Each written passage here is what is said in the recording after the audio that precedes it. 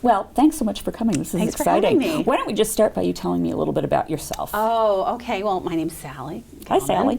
And I'm coming here from the University of Massachusetts at Amherst, where I am coordinator of child and family studies within the Department of Teacher Education and Curriculum Studies, where we do teacher ed and mathematics, literacy, sciences, those kinds of things. And before I was at UMass, I was at the University of Colorado, where I finished my doctorate there. And I've had kind of an interesting ride. I'm an artist, visual artist. I draw. I'm the author of the Shane series. And I started out as a cartoonist before I even became a teacher. And when I got to the academic place, I kind of circled back around and started using drawing as a way to teach. So it's kind of a circuitous journey. Sure. I'm the editor-in-chief of Anthropology of Education Quarterly, and I encourage anyone and everyone to send us their manuscripts. There's a shameless plug. We also publish arts-based work in our journal. A lot of people don't know that. I encourage anyone to send us their fiction, their art. We'll soon have a blog where we can post a live theater, spoken word, things that are difficult to reproduce in print.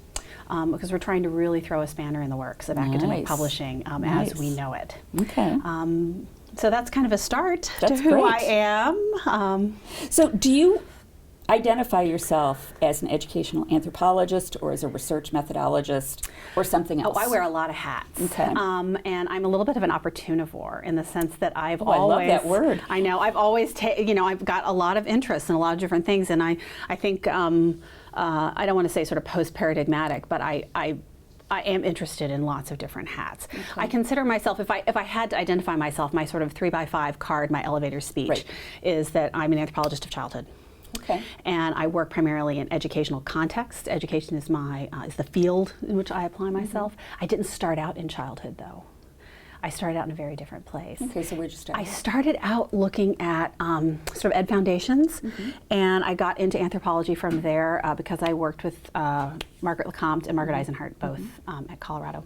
And just because I ended up in the Council for Anthropology of Education, and that's sort of that's like the gateway drug for a lot of us. Exactly. So I started there, and then when I got to Massachusetts, I was hired under to do teacher education and evaluation, which was not really who I was, but that was the name they gave my job. And very quickly after that, I found my way into child and family studies, where I worked with Kevin Nugent and Claire Hamilton, and that's where I started really getting into childhood work, which was always something I kind of did.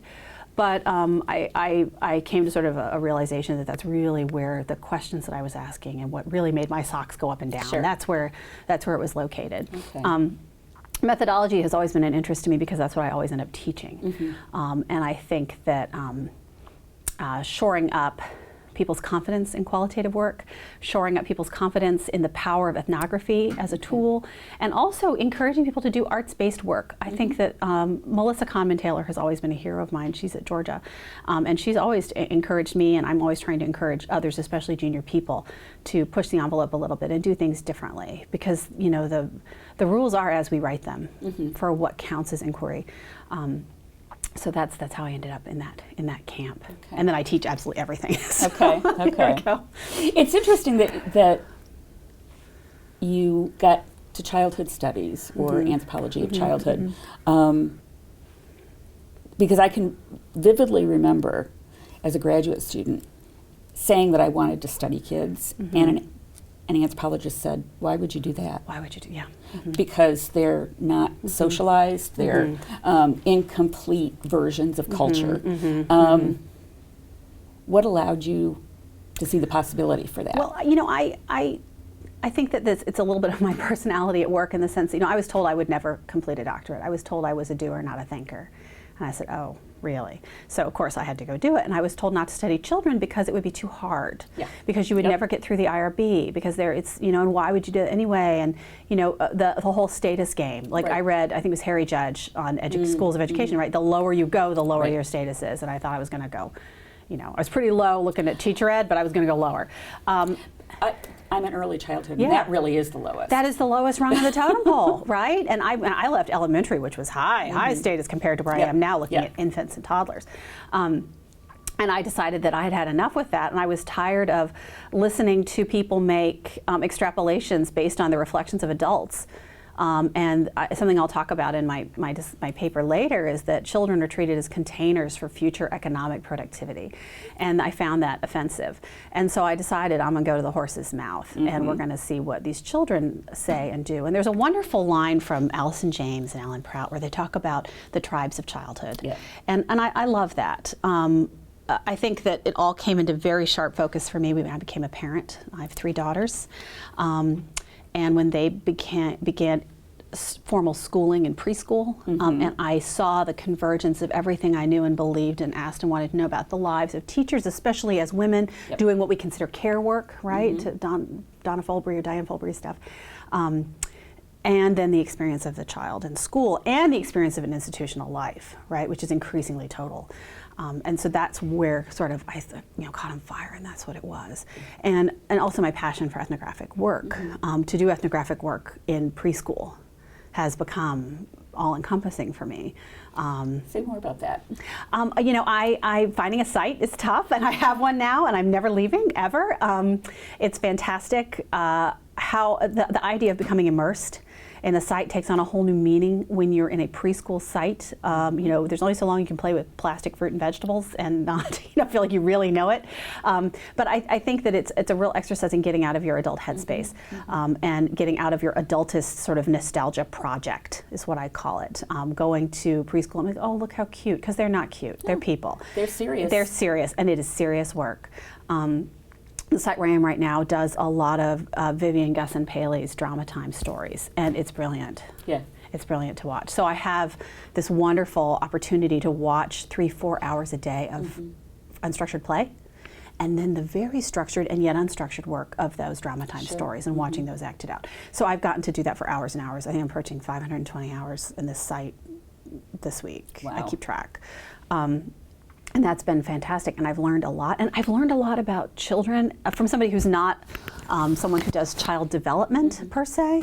I don't come from a Piagetian background. I'm conversant in basic Vygotsky, but that's it. Yeah. I come from a very different place. So I feel like I've learned a lot about childhood from that sort of agnostic point. But I've even learned more about teachers, and especially early childhood teachers. What about them? I think that early childhood teachers are doing, the work of the revolution. I really do. I think that I have never, there is no one I hold in higher esteem than the preschool and kindergarten teachers. They're on, as I used to say when I was a teacher, they're on the ground, on their knees, zipping coats and wiping noses, and that's where it begins. I think that they are the last holdouts against sort of the intense neoliberal adult culture, digging in their heels and saying, no, free play is the way. Get the computers out of kindergarten.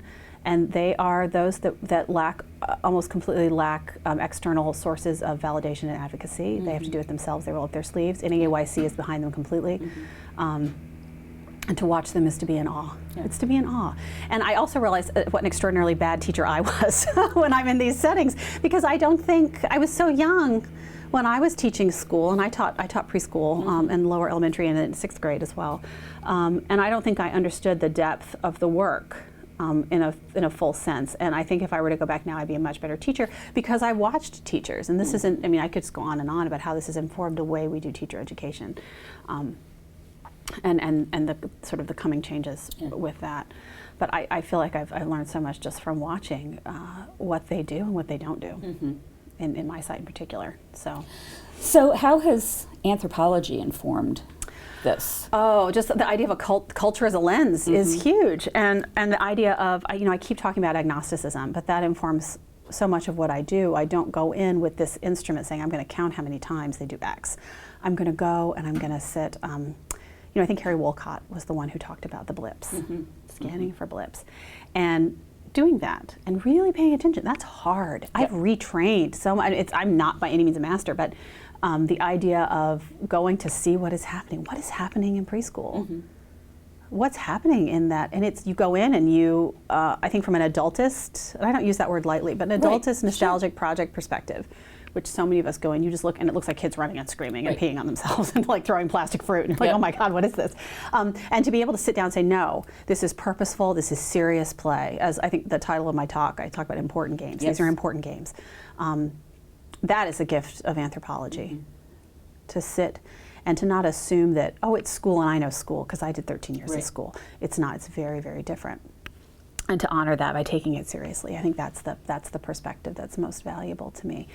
And the people whose work I've read and the people whose work I value do that. There was a wonderful piece, and I should know the name, and I've forgotten because I'm a little tired still. Nicola has a book, and there's a chapter in it on improper children. Do you know that chapter? I don't. And it's Nicola Yellen? Yeah, Nicola Yellen's book, and Okay. it's a chapter called Improper Children, and I want to say the author's name starts with Max something, two people. And I read that piece, and it was really transformative for me in my work on naughtiness. I'm very interested in naughty children because I genuinely like naughty children.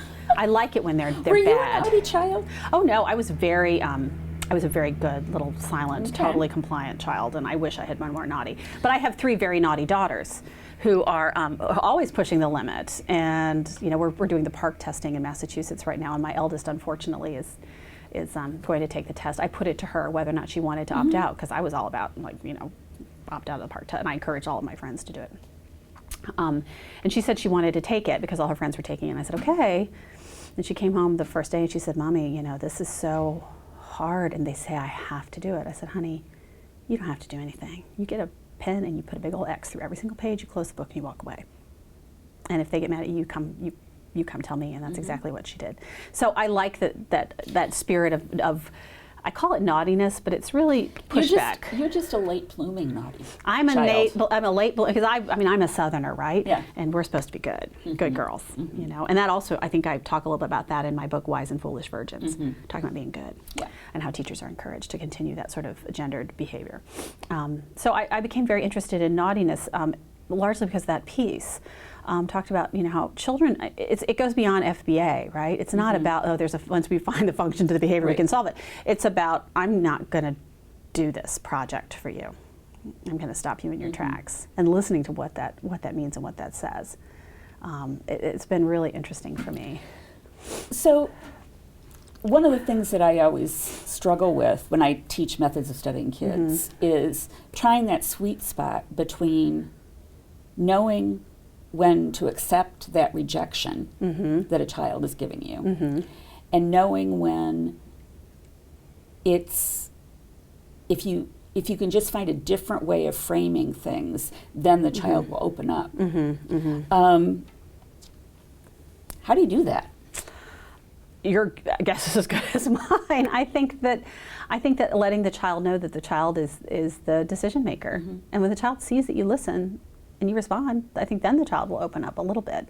I think that for me, and this may be a little bit an answer to your question, but also a little bit of a tangent, in the position in the classroom where I do my work, and it's, I sit there, I observe for hours and hours and hours. Sure.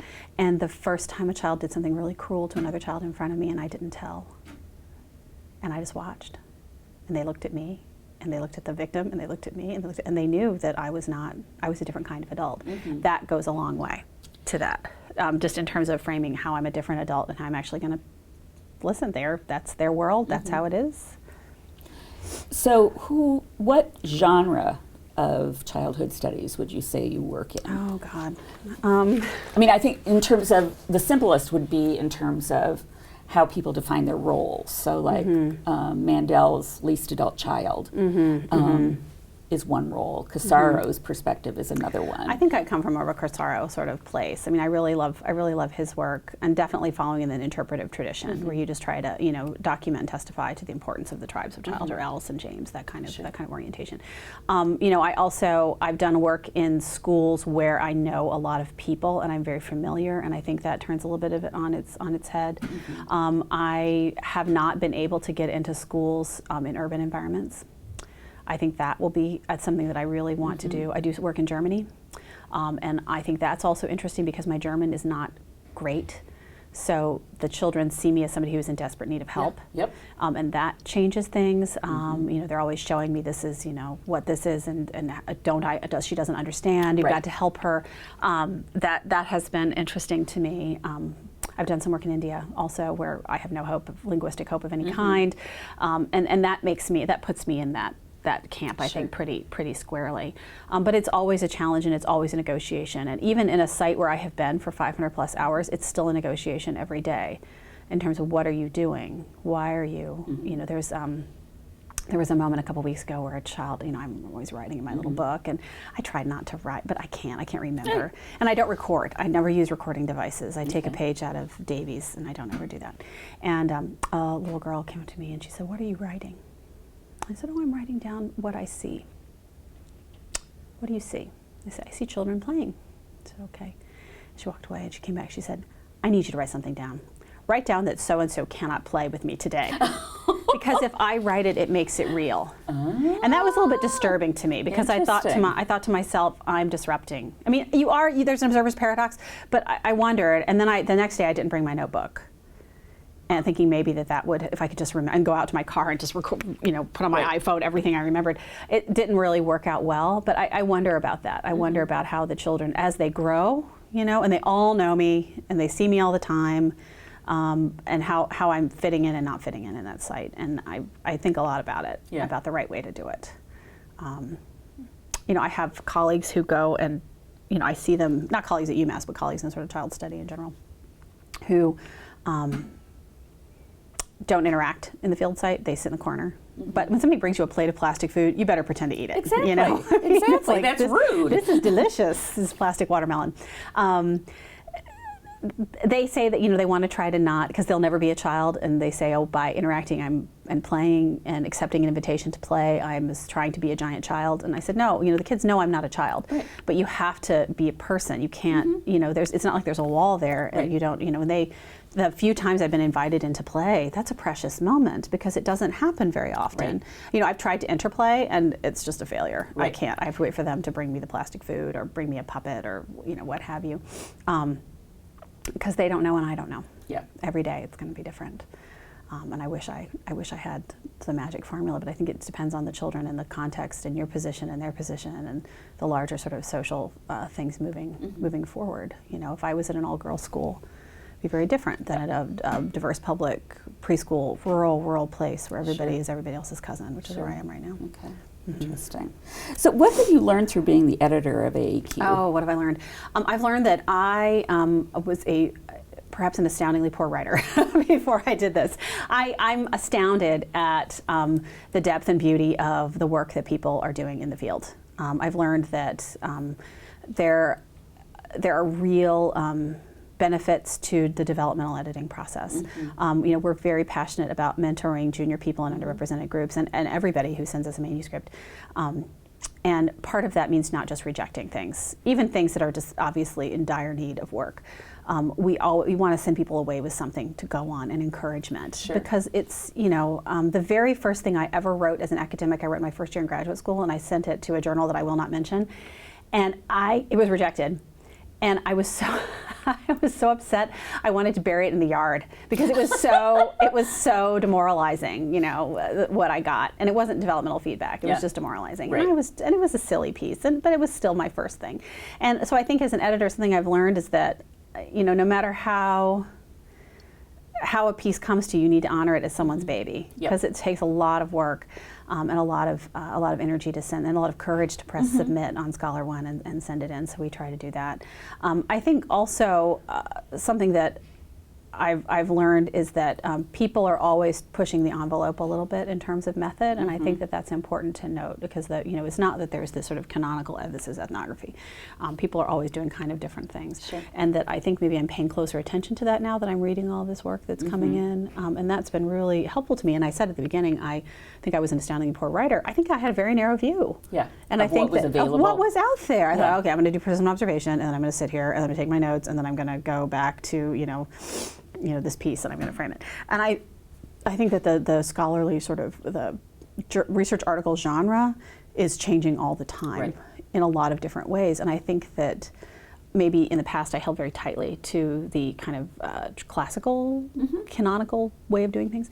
And I think that's not necessary. I think we can do different kinds of things, because we're making knowledge, we're producing knowledge. For who, for what purpose, for ourselves, what does that need to look like? So it's been hugely helpful. Also, the chance to work so closely with such a great team of people. Laura Valdivieso works with me. And she and I we come from different disciplines, and so she and I definitely are a nice teamwork there. We also have a wonderful group of associate editors who without whom I could not do this. And of course, our managing editor, Katie Ladzowski, is fantastic. So I'm just so lucky to work with them and to be able to go on this adventure with the journal. Yeah. You know, I worked on RER when I was a graduate student, and that was back in the age of paper, where we mailed out things in envelopes and got letters, and you couldn't even scan, PDFs didn't exist. I don't know what planet this was, but it's so much easier now. Yeah. It's so much easier now. So how did you end up coming to creating almost the graphic novel type of thing to talk about research methodology? I was a cartoonist. I went to Grinnell College in Iowa, and which I attended sight unseen.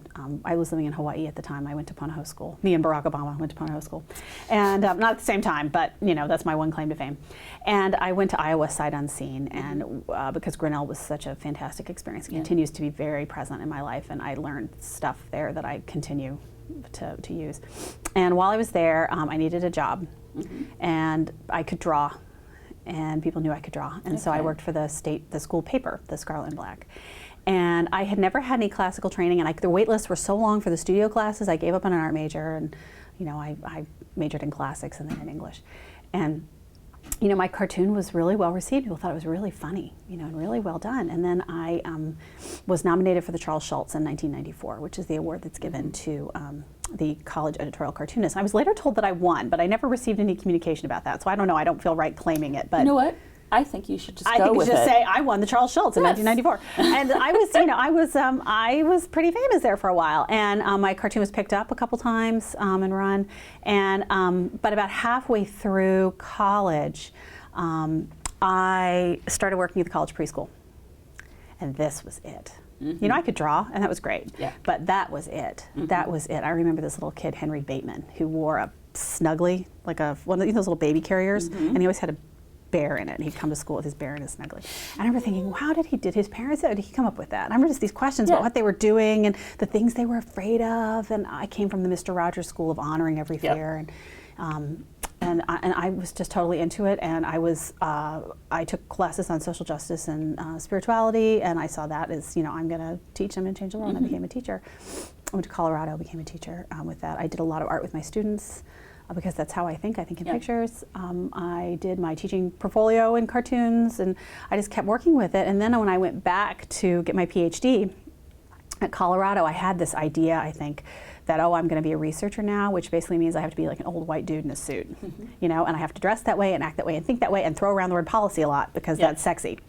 And I tried, and it didn't feel right, and I felt like I was in drag, and it was just not working. And then Marky Lecomte said, you don't have to be this way. You can bring yourself, all of yourself, to this work, and it will be better, and you will feel better about it. And she said, I think you should draw some pictures. And so I did. And about halfway through graduate school, I got a contract from Altamira to do the Shane book. And I finished it, and then it went into press my first year as a faculty member. Wow. And it did so well. I was really astounded at how well it did, because it was a teaching text. It was, this is how you do, this is what it is and how you do it. And then they Left Coast Press. Mitch Allen is my editor there, and I love you, Mitch, so much. I owe him a manuscript. It's late, like by a year, so I really love you. He picked it up and said he wanted me to do one on data analysis, which was useful for me because nobody ever really taught me how to do data analysis. I kind of had this idea that qualitative data analysis, you took your clothes off and rolled in your data, and then you had great truths, and that was how it worked. And so by writing the book, I had to, I was teaching that course by that point, and so it was really useful for me. And that book was, I think I'm really proud of it. I think it's the best one I've written of the three. And now I'm working on a third one, also with Left Coast Press, on research with children. So a lot of the things we've talked about.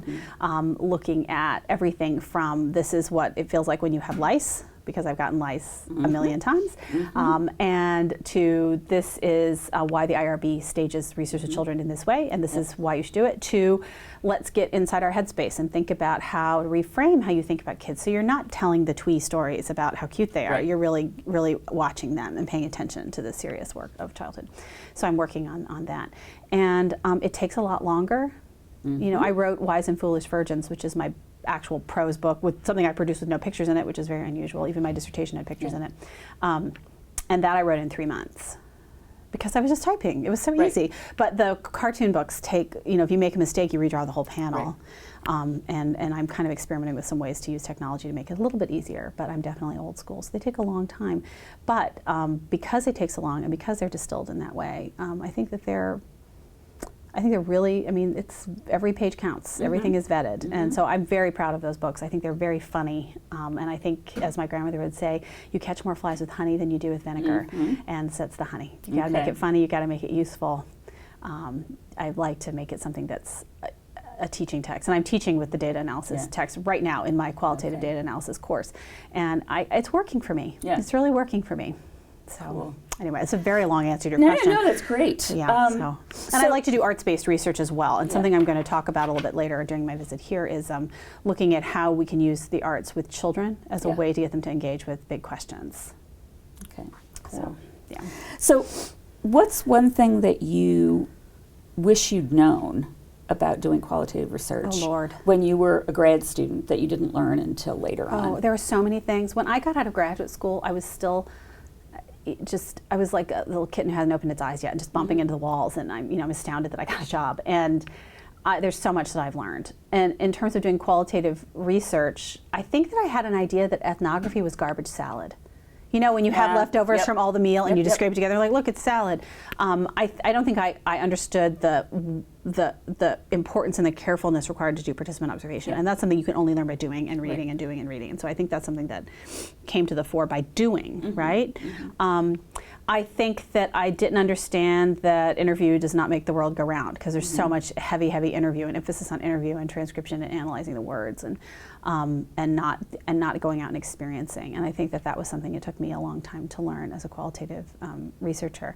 I think that I also took for granted that the paradigm wars was over a little bit, and that the idea that I thought they were over. I thought, oh well, now we're in the blessed era and everything will be fine. Right. And I didn't understand that. Yeah, you still have to.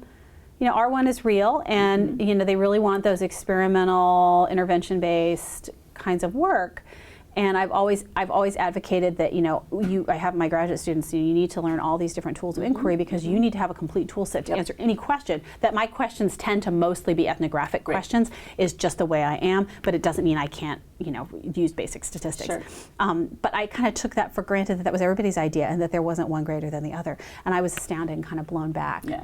I had a faculty member, a gentleman at an institution I will not name, who asks me how my cute little books are doing and how my cute work is going. And I think my work is cute, really? And I think that comes from the fact they think I'm telling cute stories about kids, but then also I think there's this idea that qualitative research is like something I do to pass the time, and that it's not actual inquiry, and it's not sound and systematic.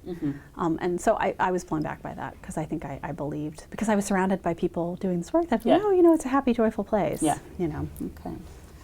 Anything I should have asked you that I didn't? Oh, that's a question I always ask at the end of every interview. That's what all brilliant interviewers do. Of course I do. Oh gosh, I can talk forever. So I can't think of anything offhand. I feel like every day I'm learning something new. I feel like I don't even know what I don't know still. Yep. I think you'll expect, you've written this book, you must know. I don't. I learn all the time, and I'm always working on my craft, always. And I'll learn something today, and I'll learn something tomorrow. And I think that we have an idea that we're done, and we're never done. Which makes it even more exciting. It's more exciting, 'cause every day there's discovery. Every day. So we should probably let you go discover lunch. Discover lunch. Hooray! I love lunch. Thanks so much. Thank you. Of course.